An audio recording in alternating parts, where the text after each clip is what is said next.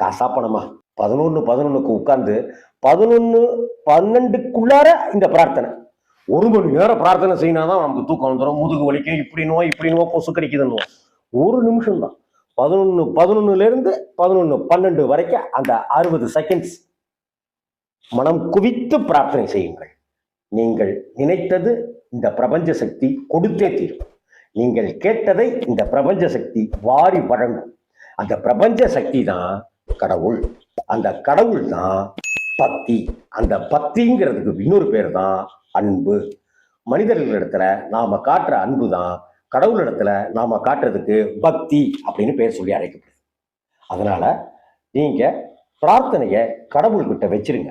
நான் இதை செய்யட்டுமா சாமி அப்படின்னு கடவுள்கிட்ட வச்சிருங்க. மனிதர்கள்கிட்ட கேட்காது, சக மனிதர்கள்கிட்ட கேட்காது. ஒருத்தர் ஒன்று சொல்லுவார், ஒருத்தர் இது சொல்லுவார், ஒருத்தர் செய்யின்னுவார், ஒருத்தர் செய்யாதன்னுவார்.